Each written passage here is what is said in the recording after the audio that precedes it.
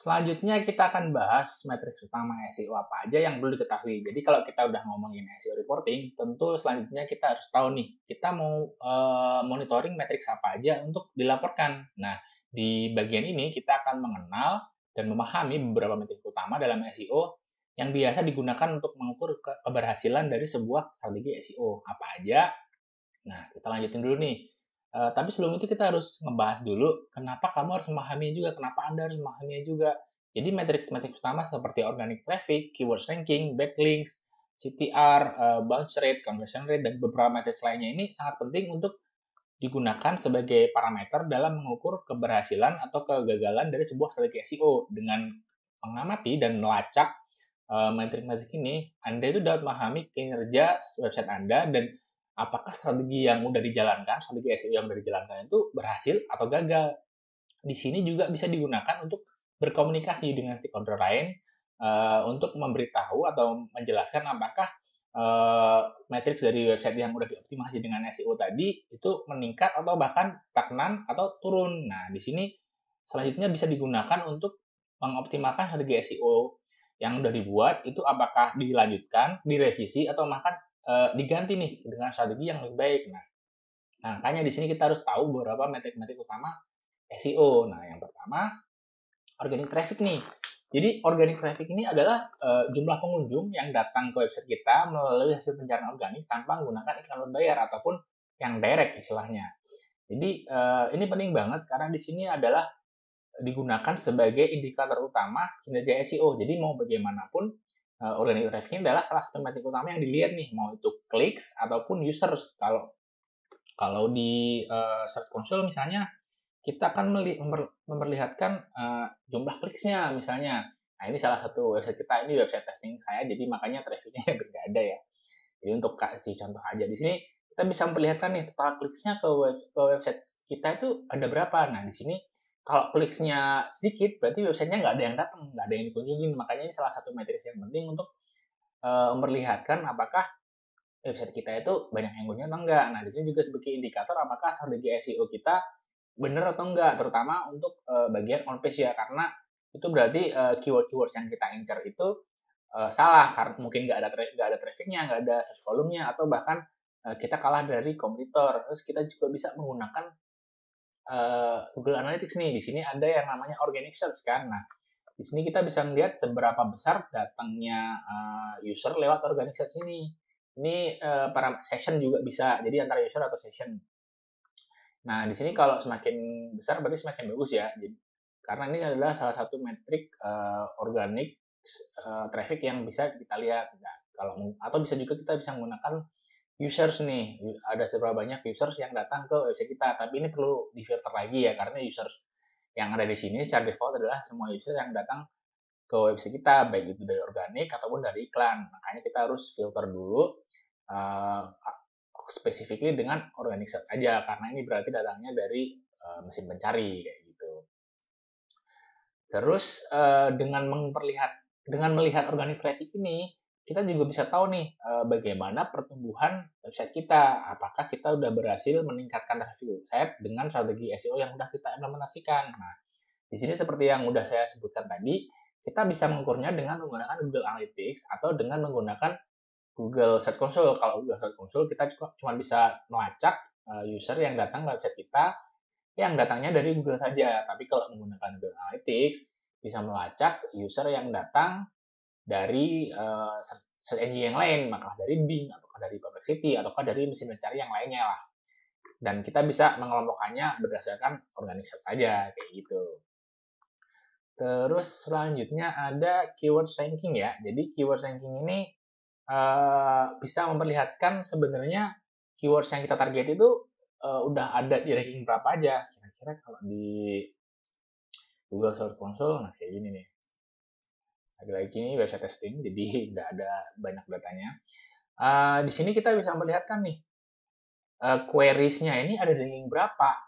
Terus keyword apa aja lagi yang udah bisa ranking banyak. Nah, di sini kita menggunakan matrix yang namanya keyword ranking. Di sini tuh bisa memperlihatkan apakah keyword-keyword yang kita target, kata kunci yang kita incar, itu sudah mendapatkan posisi bagus di mesin pencari. Jadi, semakin tinggi rankingnya, semakin kecil angkanya, itu berarti semakin bagus. Misalnya ranking 1 tentu akan lebih bagus daripada ranking 10 karena ranking 1 berarti ada di halaman pertama, posisi teratas kayak gitu. Di sini juga bisa untuk memahami seberapa relevan konten kita dengan pencarian pengguna. Jadi misalnya nih di awal-awal kita dapat keywordnya ranking 2, terus makin lama makin turun. Itu bisa disebutkan konten kita uh, meskipun bisa nyantol di query tersebut, mungkin belum relevan, nggak relevan ya dengan apa yang dicari user, makanya terus turun dan tidak bisa bertahan lama di posisi tinggi. Nah, ini berarti kita bisa mengoptimasi konten tersebut dengan konten yang lebih relevan sehingga keyword rankingnya itu bisa naik lagi karena kita udah bisa menjawab user intent atau search intent. Nah, di sini kita bisa menggunakan banyak tools nih. Misalnya dengan menggunakan tools seperti Ahrefs, Semrush, atau Google Search Console untuk melihat melihat peringkat kata kunci kayak gitu. Ini misalnya salah satu website juga yang lain. Ini bukan testing tapi ya website contoh aja lah nih. Di sini kita bisa ngelihat untuk keyword-keyword tertentu itu dia ranking berapa aja. Misalnya ini kebanyakan ngebahas kereta sih website ini. Dia kliknya 1 karena posisinya di 29. Nah, ini berarti kita bisa banyak yang bisa dioptimasikan karena rankingnya masih jauh banget dan dia ada klik gitu loh. Jadi fungsi dari keyword ranking itu buat melihat seperti ini, apakah keyword yang kita target itu udah perform atau belum. Kalau belum ya kita optimasi lagi kayak gitu. Terus selanjutnya itu ada juga yang namanya jumlah backlinks. Jadi backlinks ini meskipun nggak harus kita kejar, tapi backlink ini juga salah satu matriks SEO yang perlu diperhatikan ya, karena backlink ini memperlihatkan otoritas dan kredibilitas dari website kita. Jadi semakin berkualitas sebuah website, semakin terkenal sebuah website, biasanya backlinknya juga banyak dan relevan kayak gitu. Ini seperti yang kita bahas secara detail di bagian off-page SEO ya. Jadi ini juga bisa digunakan untuk mengukur efektivitas strategi SEO off page kita. Apakah dengan mendapatkan banyak backlink itu ada traffic masuk ke website kita, ataukah sekedar backlink aja tapi nggak ada yang ngeklik misalnya gitu. Jadi mungkin kita bisa dapat banyak backlinks ya, tapi ternyata backlinksnya itu nggak banyak manfaatnya, nggak ada traffic datang dari backlink tersebut dan nggak menggerakkan metrik-metrik yang lain juga, misalnya trafficnya nggak naik ataukah otoritas website juga nggak naik. Nah, mungkin kita bisa evaluasi nih, backlinknya mungkin nggak sekedar banyak tapi juga relevan. Dan yang pasti backlink ini juga ada hubungannya dengan peringkat di mesin mencari atau ranking keyword di mesin mencari. Nah, gimana cara mengukurnya? Kita bisa menggunakan tools seperti Ahrefs, Moz, atau Semrush. Di sini juga ada studi yang menunjukkan kalau 96 website yang berada di posisi 10 teratas Google itu biasanya memiliki lebih dari 1000 backlink dari domain unik. Jadi ada 1000 domain yang memberikan backlink ke website tersebut. Dan tentu saja backlinknya adalah relevan dan bagus kayak gitu. Dan di sini juga ada riset yang menyebutkan kalau hanya 0,3% dari website yang berada di posisi teratas memiliki kurang dari 100 backlink dan tidak ada yang memiliki 50 backlink atau kurang. Jadi intinya semakin bagus website pasti dia akan memiliki banyak backlink. Karena websitenya bagus, kontennya bagus, banyak yang mau mengutip ataupun memberikan link back ke website tersebut. Makanya di sini hampir sebagian besar website yang memiliki peringkat bagus di Google itu juga memiliki banyak backlink. Nah, untuk monitoringnya kita bisa menggunakan Ahrefs atau Semrush tadi misalnya. Nah, di sini misalnya Ahrefs ya. Di sini kita bisa melihat nih ada berapa banyak backlink atau berapa banyak domain yang berikan link ke website kita. Nah, ini berarti semakin besar itu semakin bagus tentunya, tapi nggak hanya sekedar banyak dan besar aja ya, tapi semakin besar dan semakin relevan websitenya. Jadi kalau misalnya website rakili.com ini nggak relevan dengan website kita, mungkin dia nggak begitu banyak memberikan manfaat, tapi ya mungkin karena ini bukan strategi ini dapatnya organik dan ini natural backlink, ya nggak apa-apa gitu loh, good to have aja. Tapi kalau misalnya kita mau menjalankan strategi SEO off page, ya pastikan kita mendapatkan backlink dari website yang relevan aja kayak gitu. Terus yang selanjutnya adalah click through rate. Jadi click through rate ini sebenarnya adalah sebuah persentase pengguna yang ngeklik website kita setelah melihat hasil website kita di mesin pencarian. Misalnya nih, ada konten kita muncul di SERP, ternyata nggak ada yang klik. Nah, itu impact-nya adalah CTR-nya akan rendah. Tapi kalau di halaman pertama terus banyak yang klik, berarti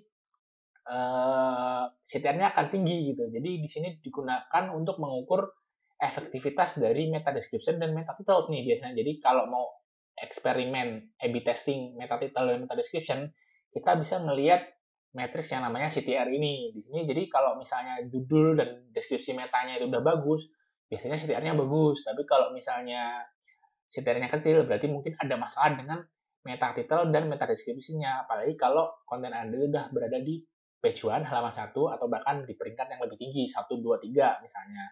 Di sini juga bisa menjadi indikator relevansi nih, apakah meta title, konten, dan meta description yang kita buat tuh relevan dengan apa yang user cari. Karena kalaupun bisa mendapatkan ranking bagus, ternyata nggak ada yang ngeklik, ya nanti lama-lama rankingnya akan turun karena dia itu nggak relevan sama mesin mencari. Nah, di sini makanya kita gunakan matriks yang namanya CTR ini untuk melihat relevansi nih. Nah, ini bisa menggunakan Google Search Console untuk monitoring yang namanya CTR ini. Kayak ini misalnya CTR-nya 3,5%. Ya ini cukup bagus sih 3,5% itu.